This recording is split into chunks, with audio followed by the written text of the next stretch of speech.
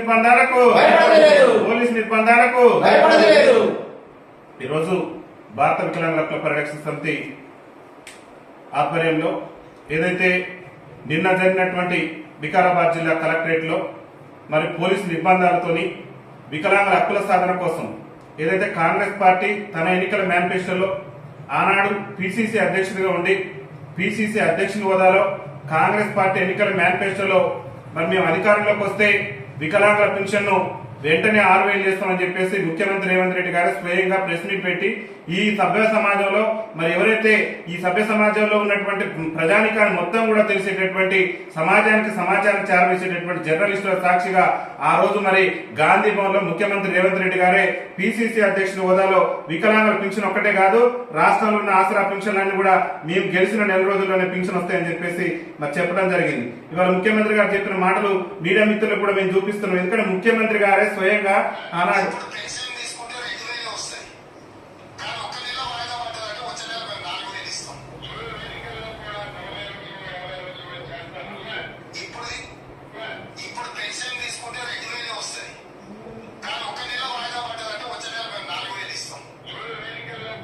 రేవంత్ రెడ్డి గారు పిసిసి అధ్యక్షుడు ఉన్నప్పుడు మరి ఏం మాట్లాడిందో ఒకసారి చూడాలి. మీడియా మిత్రులు గమనించారు. సభ్య సమాజం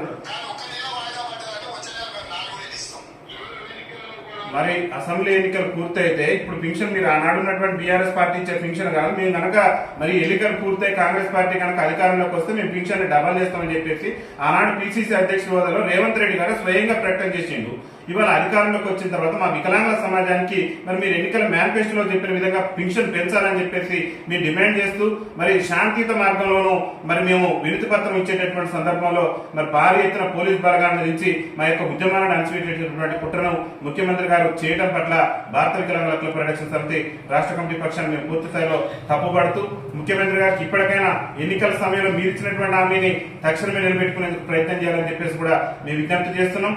ఏదైతే మీరు పోలీసు నిర్బంధాలు చేశారో మీ సొంత నియోజకవర్గం కొడంగల్ నియోజకవర్గం నుంచి మరి మేము మరో పోరాటానికి కూడా సిద్ధం కాబోతున్నాం. మరి మా యొక్క కొట్లాట కొడంగల్ నియోజకవర్గం నుంచి ఉండబోతుంది. ప్రధానంగా పార్లమెంట్ ఎన్నికల్లో కాంగ్రెస్ పార్టీకి ఓటేయండి, స్థానిక సంస్థల ఎన్నికల్లో వికలాంగులకు రాజకీయ రిజర్వేషన్ కల్పిస్తాం, మరి అసెంబ్లీ ఎన్నికల్లో ఓటేస్తే వికలాంగుల పింఛన్ 6,000 చేస్తాం, వికలాంగుల బ్యాక్లాగ్ ఉద్యోగాలు భర్తీ చేస్తాం, వికలాంగులందరికీ ఆర్టీసీలో ఉచిత ప్రయాణ సౌకర్యం కల్పిస్తానని ఇదే రేవంత్ రెడ్డి గారు ఆనాడు పిసిసి అధ్యక్షుడి హోదాలో చెప్పిండు. ఇవాళ ముఖ్యమంత్రి అయిన తర్వాత మరి ఎందుకు విస్మరిస్తున్నాడు, వికలాంగుల సమాజం పట్ల ఎందుకు ఇంత చిన్నచూపు చూస్తున్నారో ముఖ్యమంత్రి గారే సమాధానం చెప్పాలని చెప్పేసి భారత వికలాంగుల హక్కుల పరిరక్షణ సమితి రాష్ట్ర కమిటీ పక్షాన మేము డిమాండ్ చేస్తూ ముఖ్యమంత్రి గారికి ఒకటే చెప్తున్న ఖబర్దార్ రేవంత్ రెడ్డి గారు మా యొక్క ఆకాంక్షలకు అనుగుణంగా మా సమస్యలు పరిష్కరిస్తానని చెప్పేసి ఆనాడు మీరు ఏ విధంగానైతే చెప్పారో పిసిసి అధ్యక్షుడి హోదాలో మరి ఆ యొక్క చెప్పినటువంటి అంశాలను తక్షణమే అమలుపరచాలి, తక్షణమే వికలాంగుల పెన్షన్ 6,000 చేయాలి, వికలాంగులకు ఆర్టీసీలో ఉచిత రవాణా ఇస్తానని చెప్పేసి ఇవాళ సభ్య సమాజంలో అట్టడుగు నుండి దుర్భర జీవితాలు గడుపుతూ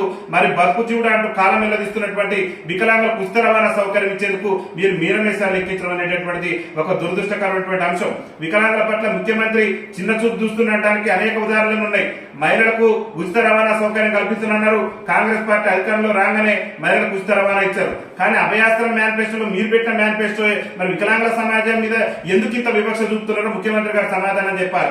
మహిళలకు ఉచిత రవాణా ఇచ్చినప్పుడు ఈ సమాజం అట్టడుగు నుండి దుర్భర జీవితాలు గడుపుతూ ఎప్పటి నుంచో మరి ఆప్యార్థి ప్రయాణం వికలాంగులకు 50% రాయితీతో ఉన్నటువంటి వికలాంగుల సమాజానికి ఉచిత రవాణా సౌకర్యం కల్పించే విషయంలో ముఖ్యమంత్రి రేవంత్ రెడ్డి ప్రభుత్వానికి ఉన్న అడ్డంకులు కూడా స్పష్టం చేయాలి. తక్షణమే ఎన్నికల మేనిఫెస్టోలో చెప్పిన విధంగా మీరే చెప్పిన ఎన్నికల మేనిఫెస్టోలో మేము అధికారంలోకి వస్తే అన్ని జిల్లాల్లో ఖాళీలను గుర్తించి ఎవరైతే ఇలా బతుకు జీవుడు అంటూ కాలం వెల్లదీస్తూ మరి పాఠశాల మెట్లెక్కలేటువంటి మా వికలాంగుల సోదరులు పీజీలు పిహెచ్డీలు పూర్తి చేశారు. మేము అధికారంలోకి వస్తే వికలాంగుల బ్యాక్లాగ్ ఉద్యోగాలన్నీ కూడా భర్తీ చేస్తున్నారు. మరి నేటి వరకు దాన్ని ఊసే ముఖ్యమంత్రి గారు ఎత్తకపోవడం అనేక మంది మా వికలాంగుల సోదరులు చదువుకొని ఉద్యోగ ఉపాధి అవకాశాలు లేక ఇబ్బందులు పడుతుంది. కాబట్టి ముఖ్యమంత్రి గారికి ఒకటే చెప్తున్నాం, తక్షణమే వికలాంగుల బ్యాక్లాగ్ ఉద్యోగాల భర్తీ కూడా చొరవ చూపాలని చెప్పేసి కూడా భారత వికలాంగుల హక్కుల పరిరక్షణ సమితి రాష్ట్ర కమిటీ పక్షాన్ని మేము విజ్ఞప్తి చేస్తున్నాం.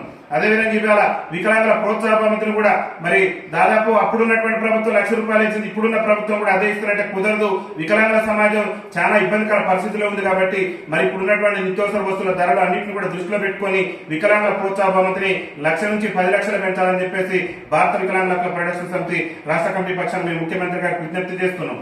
అదేవిధంగా ఇల్లు లేనటువంటి నిరుపేదలు ఎవరైతే ఆసరా పింఛన్ వచ్చి ఇల్లు లేనటువంటి నిరుపేద వికలాంగులు ఉన్నారో వాళ్ళందరికీ కూడా మరి ప్రభుత్వమే ఇల్లు నిర్మించే విధంగా ఉచితంగా ఎంత ఖర్చైనా సరే వికలాంగులకు అనుగుణంగా ఉండే విధంగా మరి వారికి అవసరాలకు తగినట్టు విధంగా ఉండేటటువంటి విధంగా మరి ప్రభుత్వమే వికలాంగులకు ఉచితంగా ఇల్లు నిర్మించి ఇవ్వాలని చెప్పేసి కూడా భారత వికలాంగుల హక్కుల పరిరక్షణ సమితి రాష్ట్ర కమిటీ పక్షాన ముఖ్యమంత్రి రేవంత్ రెడ్డి గారికి మేము విజ్ఞప్తి చేస్తున్నాం.